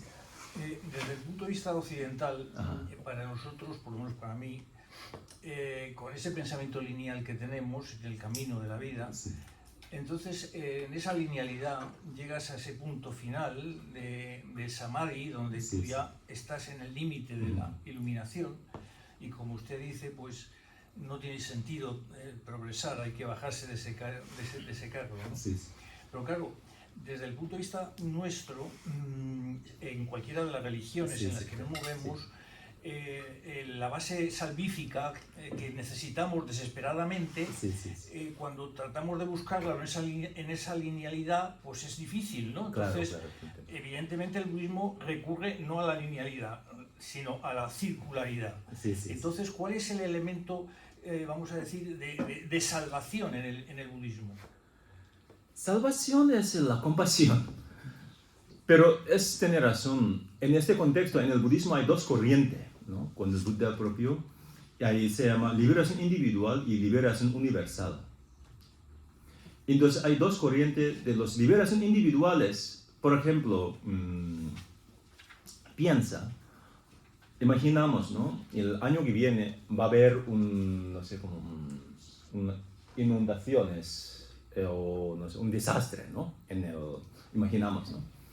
Entonces hay dos personas. Hay una persona que a lo largo del año trabaja y compra un moto. Cuando llega a la inundación y va al moto y ya sale de ese peligro. Pero hay otra persona que dice, no voy a comprar una moto, sino voy a comprar un autobús. en este autobús voy a invitar a toda mi familia, todos mis seres queridos, y para que esa inundación no cause daño. Eso se llama liberación universal, ¿no? Entonces, por eso viene, pues, hoy en día no está bien, dentro del budismo hay una controversia, que no está bien visto, que dos corrientes, unos corrientes se llama Hinayana, otros se llama Mahayana, ¿no? Los corrientes Hinayana son los corrientes de Birmania, Sri Lanka, Tailandia. Ellos principalmente, su creencia es la liberación. Objetivo principal es, ¿no? Yo le quiero mucho a los demás, pero yo no voy a, voy a meter en la vida de ellos. Yo me resuelvo mi propia vida, compro mi moto y yo me salgo de aquí, ¿no? Y dentro de las Mahayana, ¿por qué no está bien visto? Porque el Hina significa pequeño, literalmente. Maha significa gran, ¿no? Entonces, en el budismo tibetano, japonés, coreano, china, todos el categoría de Mahayana. Entonces, todos esos categorías, digamos, los seguidores, es el que cree en ese, digamos, no lineal círculo, sino, digamos, objetivo es para ayudar a los demás. Por eso la iluminación, ¿no? Por eso, dentro del budismo, el mismo Buda dio, pues, esas dos clases de enseñanzas, ¿no? Según el elemento de cada uno. No existe. ¿Y qué más? Por eso hay dos formas de pensar. Pero ambos proceden de enseñanza de Buda, porque la enseñanza de Buda principalmente procede de la compasión, no por el conocimiento. Entonces, sus enseñanzas impartían según la necesidad de la persona, ¿no? Por eso, digamos, la educación budista, sistema educativo budista, es sistema basado en el jardinero y la flor, ¿no?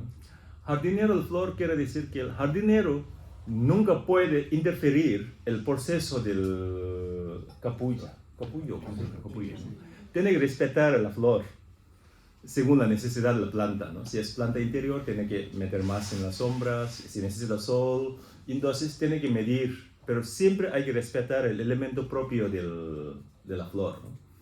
No es un sistema educativo de, ¿cómo se llama?, del alfarero y la cerámica, ¿no? El profesor no puede diseñar el diseño del alumno, ¿no? Por eso el Buda nunca diseñaba el diseño de sus discípulos, sino él, ¿cómo se llama?, guiaba al discípulo según la necesidad. Por eso, pues, ahí viene dos corrientes.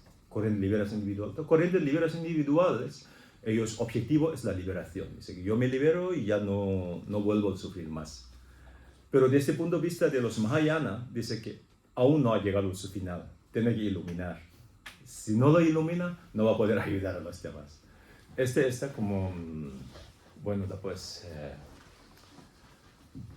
porque a veces nos cuesta, porque mente humana es una mente condicionada, una mente interesada, ¿no?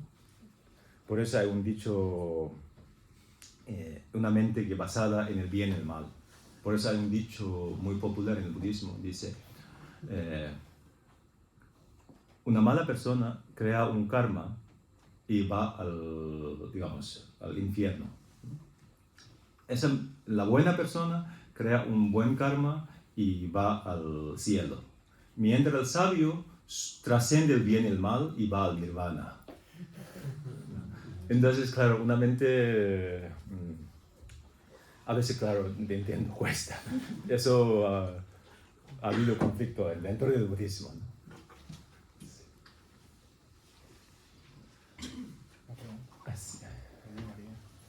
Bueno, muchas gracias por su conferencia. Yo le quería preguntar sobre la idea del consuelo. ¿El budismo puede ser considerado como un consuelo ante el sufrimiento de la vida? ¿O por el contrario hay que abandonar esta idea del consuelo? Yo creo que el consuelo, el consuelo del budismo, el budismo está basado en la realidad de la vida, ¿no? Por eso ahí dice, mucho consuelo tonto, o cómo se llama. Consuelo de mucho. Más de mucho consuelo de tonto. Más de mucho consuelo de tonto, ¿no? Por eso en el budismo, digamos, la muerte, ¿no? Por ejemplo, cuando a veces es fuerte, ¿no? Y cuando muere alguien, en la cultura budista, sobre todo el tibetano, ¿no? Cuando alguien muere y los demás aconsejan que acepta la muerte, es decir, que es su karma. Cuando ha muerto alguien y dice, bueno, no te preocupes, es tu karma. Y resulta como a veces más que el consuelo, que él suena como que le merece. Ha muerto, le merece, ¿no? Y cuando choca un coche de accidente y te viene con angustia, ¿no? Y dice, pues hoy he tenido un accidente. Y lo otro te dice, bueno, es tu karma. Y a veces, claro, no consuela, ¿no? Sino que dice que más que consuelo parece maldición, ¿no? Que tómate ya, que te necesitan, ¿no? Pero bueno, los demás es culturalmente, y lo acepta y lo consuela. Entonces, es mi karma. ¿Por qué? Mi karma es una acción. ¿Por qué es una acción? Pues es una acción creada por unas distracciones, ¿no? Porque había distraído y había... Entonces, quiere decir que acepta la realidad, ¿no? Por eso, claro, es muy común en las conversaciones familiares. La muerte es como... repite muchas veces. No sé cómo se llama, oculta, ¿no? No sé cómo se considera un tabú, sino la muerte es una realidad de la vida y cuando muere, pues duele, pero dice, es una muerte, bueno, ¿no? Y ¿por qué? Pues por eso el consuelo existe, pero consuelo existe con una existencia ¿cómo se llama? Basada en la realidad, no por... ¿no? Y por... Cuando antes lo acepta la realidad, ¿no? Y pues menos duele, ¿no? Porque nosotros, pues que nos cuesta mucho es por no estamos capaces de confrontar la realidad, entonces siempre tratamos de un escape, ¿no? Un vía de escape. Cuando los vías de escape al fin y al cabo, claro, pues y no se resuelve. Por eso, pues consuelo existe. Por aquí quería preguntar. Sí. El sufrimiento forma parte de la vida humana. Sí, sí. Es inevitable, incluso hay que abrazarlo, hay que, claro, de alguna manera. Aquí me gustaría saber qué opinión le merece una figura que desde hace unos años está aquí en la cultura occidental, se llama el coaching y la actividad del coaching, en el que el pensamiento positivo forzado pues te incita a saltarte los pasos del sendero, del noble sendero, y conseguir rápidamente pues que todo es maravilloso, que tú puedes. ¿Qué opinión le merece ese atajo? Bueno, pues no sé mucho sobre el coaching, pero he oído mucho, ¿no? Tema del, pues eso digo que aquí debido a nuestro, ¿cómo se llama? Diestra, ¿no? Todos llevamos el mercado, ¿no? Entonces hay mucha idea del coaching y yo creo que está bien, pero lo que pasa, claro, es cuando más enfoca la, digamos, la positividad, mayor positivo lo siente, ¿no? Nivel lo que tema de... Pero tampoco sé mucho sobre el coaching, todo eso y he oído que hay algo que pues hay ¿cómo se llama? Idea de positividad, idea de transformaciones, también hay mucha influencia de digamos, enseñanzas budistas, pero bueno, pues cada uno, igual que pues eso, ¿no? Tema de mindfulness, coaching, ¿no? Hoy en día todo eso es como muy... hay muchos intereses en el medio. Cuando hay intereses medio, a veces lamentablemente pierde la pureza y digamos, la humanidad, ¿no? La humanidad. Por eso dice, aquí hay un dicho en indio, dice, todos los humanos puede nacer en cada casa, pero toda la humanidad no necesariamente que nazca en cada casa. Por eso, entonces, los humanos somos a veces, ¿no? Pero yo, pues, eso yo creo que depende del quién lo dirige, ¿no?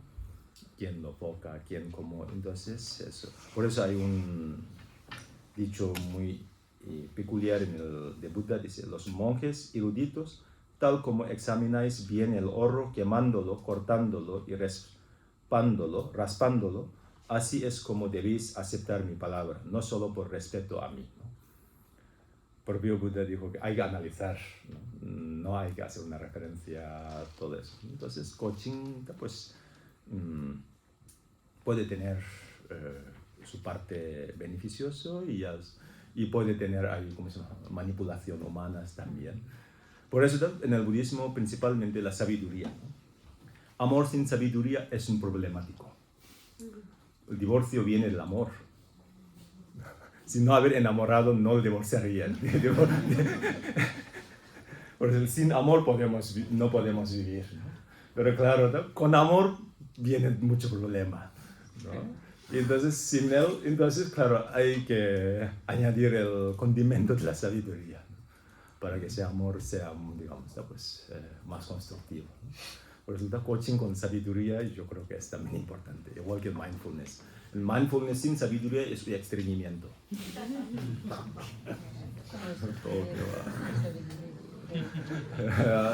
Ya.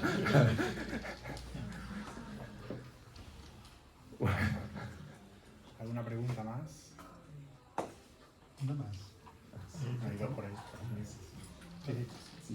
Estamos familiarizados razonablemente con el budismo y con, digamos, que emana de los sutras. Ah, sí.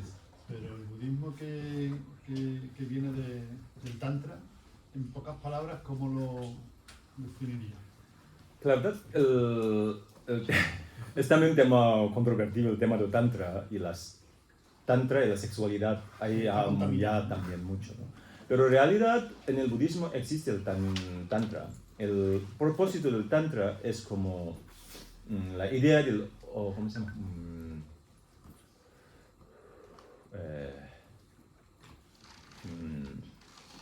Una medicina, ¿cómo se llama? Homopatía. Comparación del Tantra y la homopatía, porque la homopatía dice que el ingrediente de la medicina es el veneno, ¿no? Entonces el Tantra es como, pues, el apego se transforma en el amor.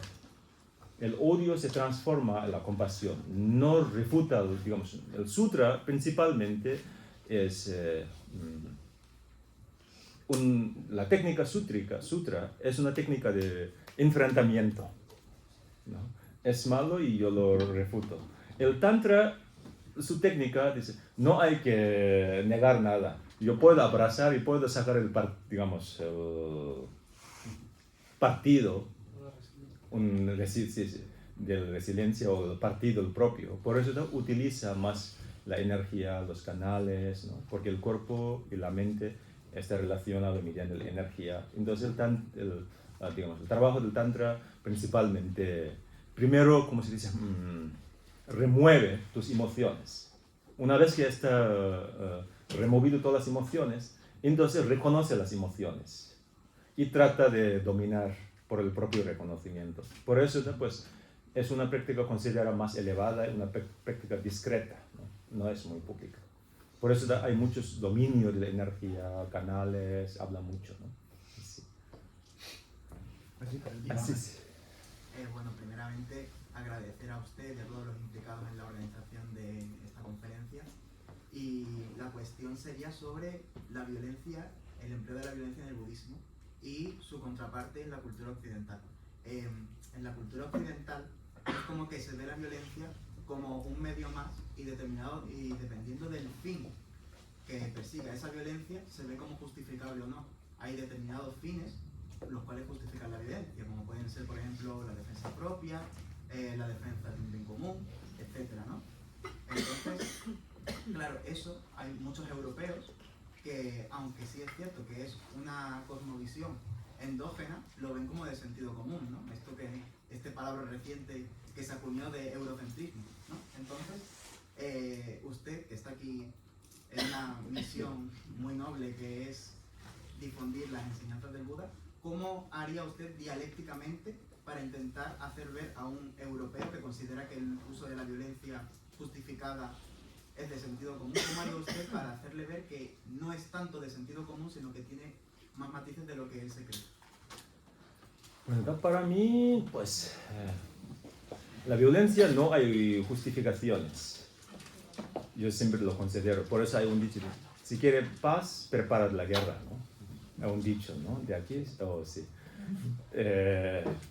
Pero yo no sé cómo convencer, pero yo no estoy de acuerdo. La violencia no hay unas justificaciones, ¿no?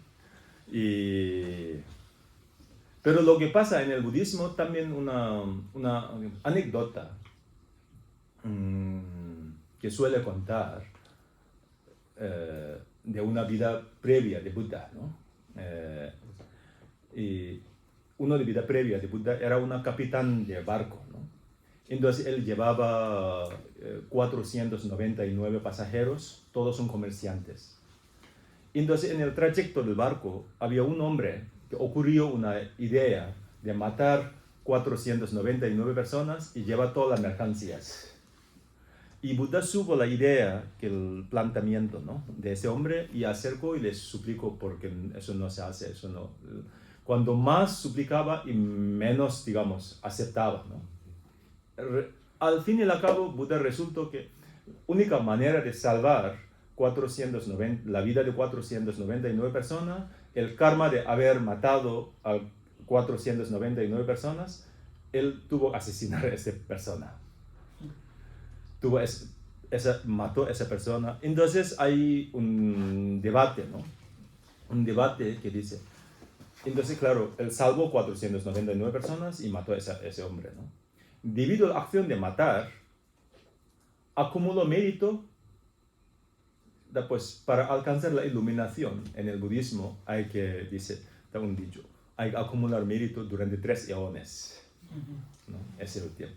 Entonces dice que por hecho de matar a esa persona para poder salvar la vida de 499 personas, él acumuló,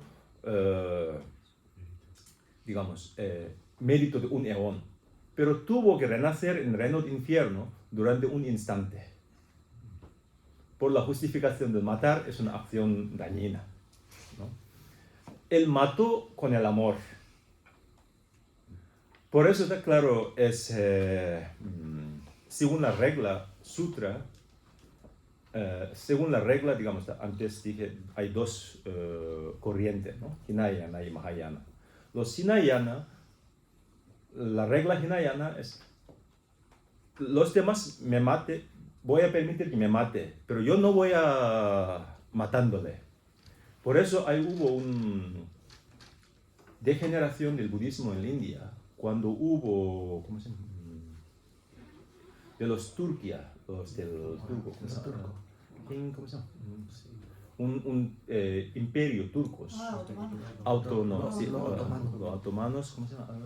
Gilgis. Genghis Khan, no, se llaman son del imperio de eso, se llama Gilgis, todavía existe, ¿no? De esa. Entonces esos, digamos, imperio turco empezó a destruir, pues, Universidad de Nalanda, ¿no? Aquella época importante, y muchos monasterios budistas. Por eso dice que el budismo degeneró en la India, por el crecimiento del Islam en la India, ¿no? Entonces, una de las razones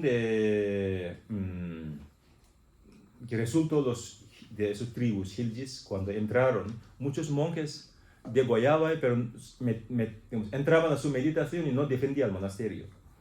Porque ellos entraban a los monasterios, templos, por los intereses del oro, por las estatuas, todo, ¿no? Entonces robaba, pero los monjes entraban a la meditación y degollando y nunca defendía, porque está totalmente contra la violencia. No hay justificación, es la regla sutra. Y cuando llega la regla del Mahayana, entonces, siguiendo la regla budista, hay 10 mandamientos, ¿no? 3 del cuerpo, 4 de palabra y 3 de la mente. 3 del cuerpo es no matar, no robar, no tener relaciones sexuales erróneas. La relación sexual errónea quiere decir una relación sin consentimiento, ¿no? 4 de palabra, mentir, difamar, charlatanería y palabra hiriente, ¿no? Y 3 de la mente. Malicia, avaricia y la visión errónea. Siguiendo la regla Mahayana, este es permitido si tiene una buena justificación del cuerpo y la palabra. La mente nunca es permitido. Entonces, claro, pues, debido a esta, digamos, regla, entonces Buda mató una persona con el poder salvar, ¿no? Por eso hay ciertos, digamos, en ciertos contextos, ciertas reglas del Mahayana, y cuando ya llega la regla del Tantra, y hay historias, ¿no? Hay maestros, debido a sus poderes sublimes, eliminando a todos los, digamos, ¿no? Pues, demonios, hay mucha historia, ¿no? Por eso, pues, la idea budista que a tema de la violencia, ¿no? La violencia, principalmente, marca la violencia, yo creo que algo mental, ¿no? Es mental. Entonces, no sé cómo convencer, pero yo, principalmente, ¿no? A mí mismo, y trato de convencerme principalmente a mí mismo, de si la idea del prepara, ¿cómo se llama? Si interesa la paz y prepara la guerra, trato de no entrar esa idea en mi conciencia, ¿no? Porque para mí trato de, ¿cómo se llama? No hay justificación de la violencia es la violencia. So, por eso,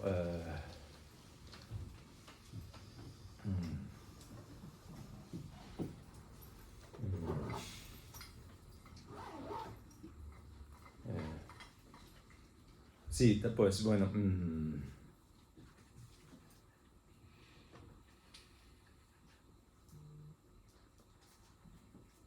por eso hay un dicho de Gandhi.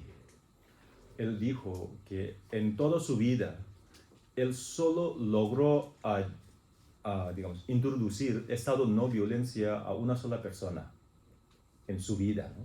Hubiese logrado transmitir su idea de no violencia a 100 personas, dice, en 1 hora puede independizar India en la colonización británica, ¿no? Porque claro, la idea de la violencia es tan arraigada en nuestra conciencia, no es una tarea bien entretenida. Y por eso pues no sé cómo convencer. Bueno, muchísimas gracias. Voy a simplemente por atenernos también al tiempo y quiero de nuevo agradecer al maestro su conferencia, también a todos vosotros las preguntas tan interesantes que habéis formulado. Seguro que tenéis muchas más, pero bueno, lo dejaremos para otra ocasión para darle también intriga a todo este camino.